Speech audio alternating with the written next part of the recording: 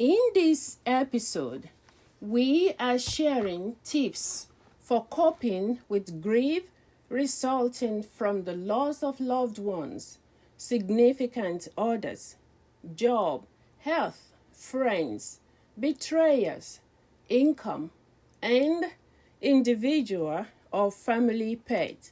Part 1. What is loss? According to the psychology tools, when we talk about loss, we often mean the death of someone that we love. Loss essentially leads to grieving. However, it is essential to understand that loss is not limited to the death of loved ones. People can also experience grief when confronted with other losses, such as the breakup of a relationship, the loss of an important role, such as a job, or the diagnosis of a life-changing illness. Now, loss falls in two categories.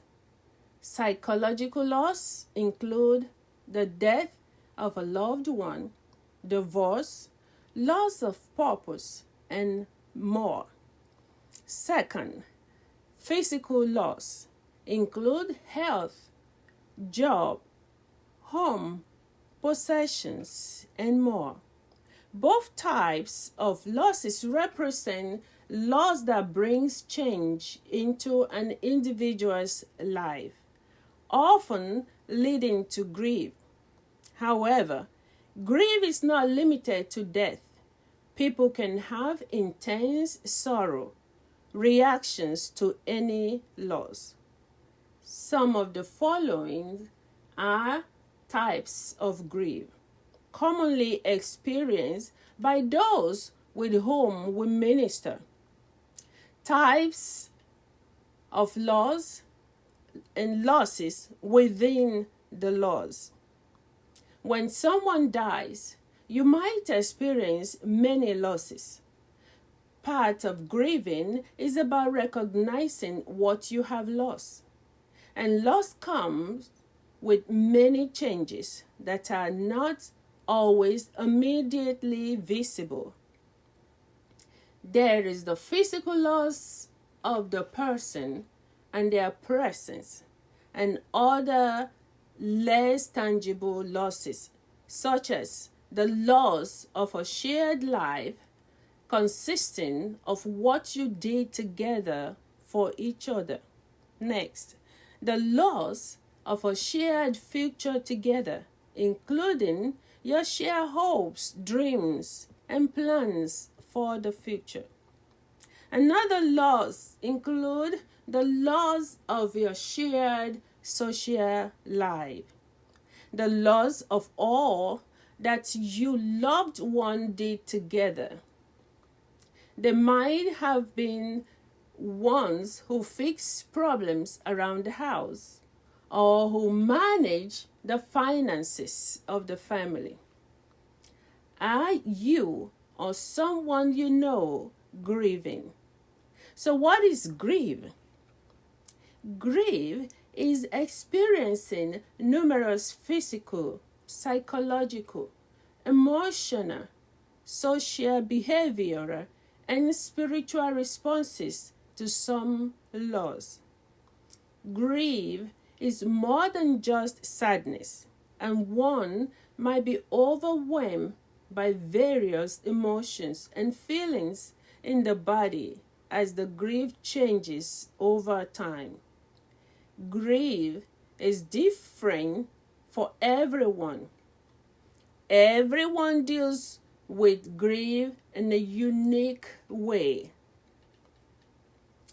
Now we're going to look into types of grief. Obviously, griefs are we have several differences when it comes to grieving.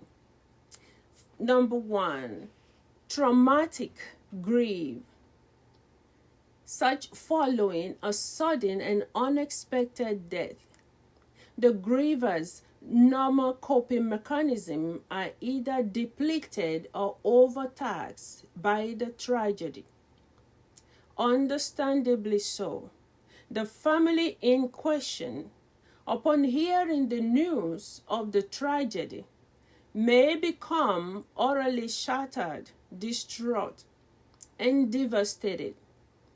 In such a devastating situation, all you can do in your effort to provide comfort is to provide what we call the ministry of presence and compassionate care. Do not try to provide answers to several questions asked by close relations. Such questions often include, I don't know what to do. I cannot live without him or her. What am I going to do now? And so on. Be present to provide hugs. Cry with family. Bring water or snacks or other needs you deem fit.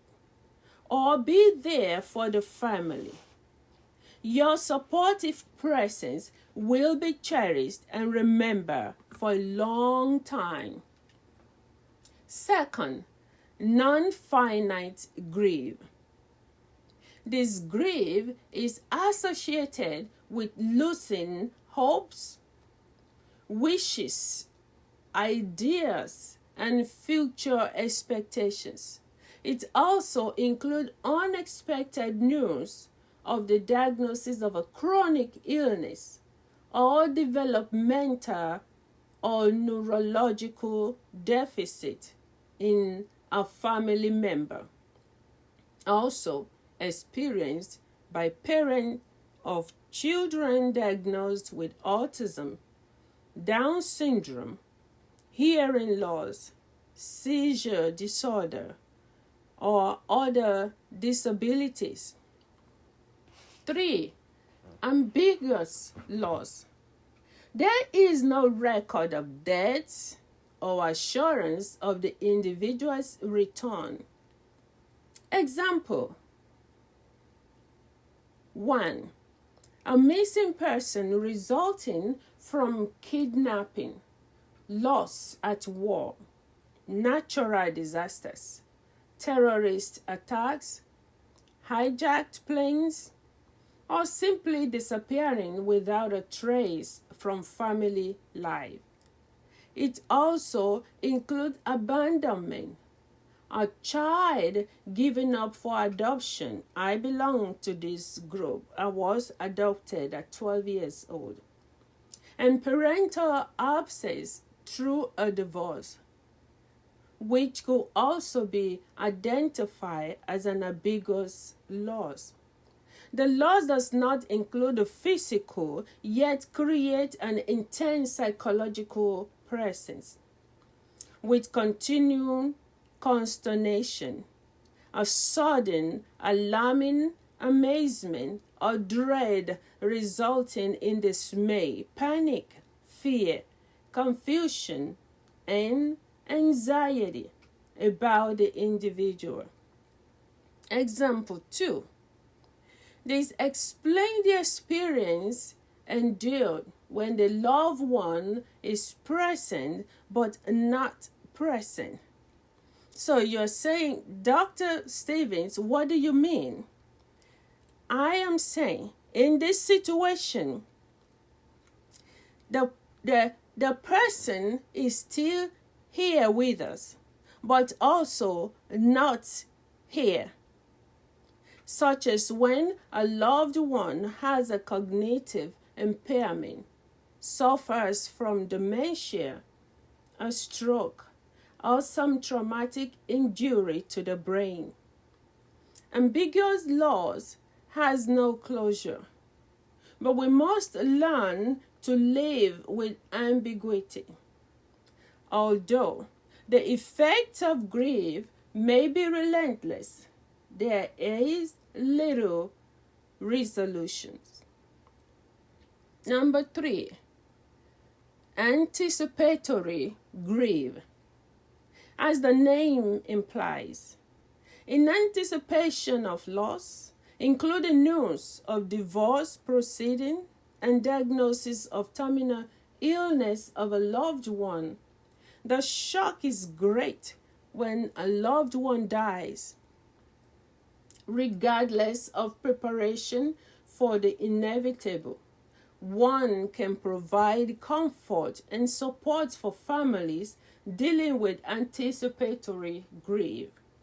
The news of sudden diagnosis can be distressing, including a return terminal cancer and the prognosis that the individual stage 4 cancer had metastasized to all of stomach and organs. Hence, advice such as putting the house in order. Often, family members gather to offer a compassionate presence. No matter the preparation in place of anticipatory grief, and speaking from personal experience, there is no better way to prepare for a loved one's death. My mother's death was sudden. My father was prolonged. Sudden or expected long illness may eventually lead to death. We can only maintain hope. We never accept or prepare for death when it strikes. Mish Carmody stated that one cannot anticipate the pain of separation, no matter how it happens. Sudden death and long-term illness are two side roads that merge into the same main road of survivor to accept the unacceptable. Next, normal grief. The typical and immediate following reaction involved when people receive the news that a loved one has died. The grievers often equate the grieving moment with abnormality, in which they sometimes question their sanity, irrational thoughts of going crazy. There is a constant eruption of several emotional consistencies and several emotional, that is, inconsistencies and volatile and uncharacteristic behavior. Normal grievers identify with overwhelming feeling that their world has turned upside down. Nothing seems normal, and they feel like losing their minds. They are grieving rather than losing their mind. Grievers' outward reaction include aggressiveness, sleep abnormality, loss of appetite, crying, and susceptibility to illness. Emotional responses of shock, fear, sadness, numbness, anger, loneliness, and hopelessness frequently occur. Mental confusion, forgetfulness, being in a daze, and lack of concentration. Individual could be seen crying hysterically and rolling on the floor. In such case, please clear the space and guard against chairs, tables, and sharp objects to be sure no accidents. Others could exclaim that there was nothing else to live for, because they are unable to fathom how to continue living with such loss. There is no doubt that such a griever's life has changed forever. The best way to minister to such an individual is through the ministry of presence and compassionate understanding. Lastly, complicated grief.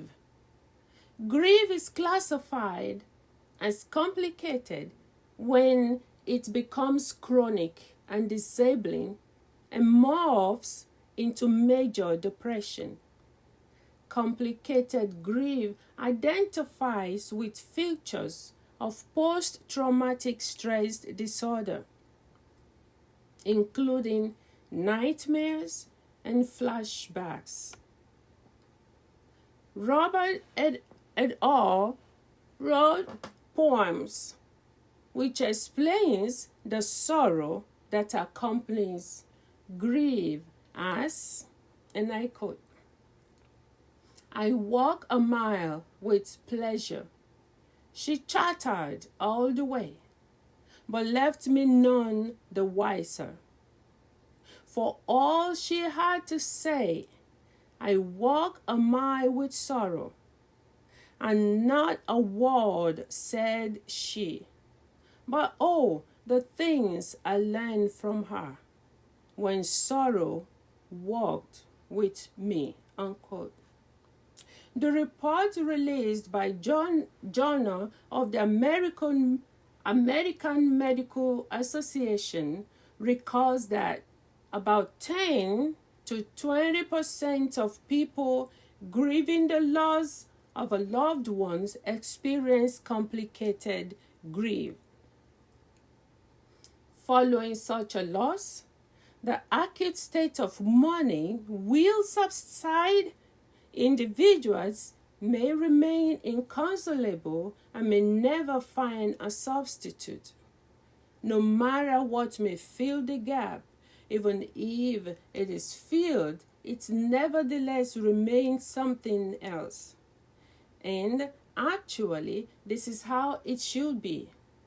It is the only way of perpetuating that love which we do not want to relinquish.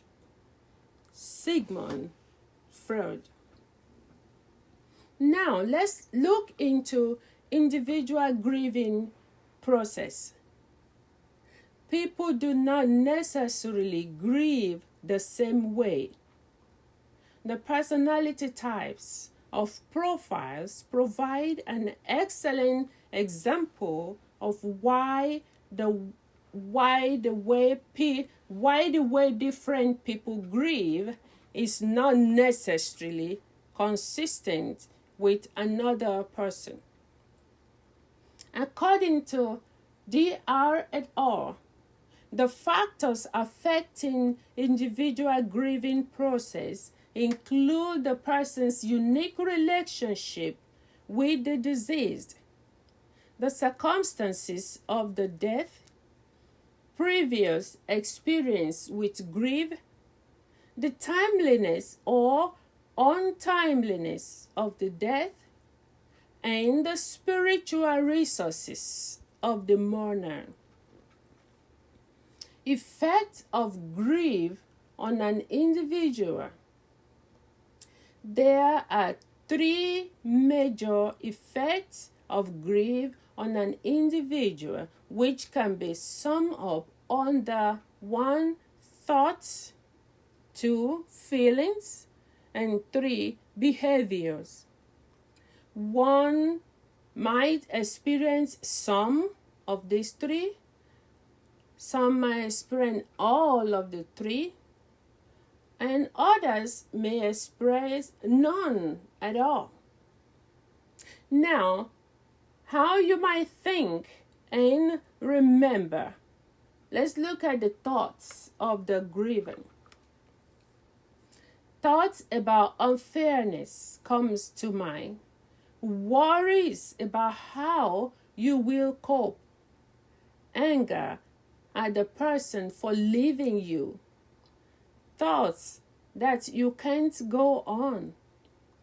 Thoughts about what you should have done or said. Thoughts about how things are going to be different. thoughts about what you are going to miss, remembering conversations or arguments, wishing that you had done things differently. Unwanted memories shows up, dreams of nightmares, sometimes happy memories, thoughts that they are at peace now, thoughts that they are not suffering, and the thought of seeing or hearing your loved one. Number 2, here are how the grievers might feel emotionally and in the body. Strong emotions may rise: fear, anxiety, guilt, regret, numb, hopeless, helpless, anger, sadness, yearning, and longing, often frustration, forgetfulness, irritable, tired, fatigue, pain, headache, emptiness, no feelings at all, shock, disbelief, feeling sick, unable to eat, unable to sleep, tired, relief, peace, and content. And the third part is how one might act: dwell, ruminate, or ponder. Avoid reminders. Avoid being alone. Avoid being with people. Carry on as normal. Keep busy. Tell other people you feel okay. Staying in bed. Stop doing things you used to do that you all love to do. Drink alcohol. Distract oneself. Behave recklessly. Take risks. Remember them. Visit their resting place, which I did when I went to visit the memorial place of my mother and my father. I went to their resting place. I want to be near them. I talk to them. I look at photos. I speak to people who are close to them. And I look through their belongings. I took my mother's Bible, some of her scarves, and I took some precious gifts of my dad with me. Now, what not to say to grieving individuals? Wonder what to say to a family member, neighbor, colleague, or friend on social media who is grieving or going through the loss of a loved one when you see them or hear about their loss. Everyone loves to say the right thing and comforting things. Others may feel uncomfortable considering the raw emotions of the grieving individual, feeling helpless about what to say, which is understandable and okay. Individuals need all the support they can receive. However, be sure not to shy away because of not knowing what to say. As stated earlier, the most loving and caring for a grieving person is to be present and compassionate. Grief experiencing is unique to the individual.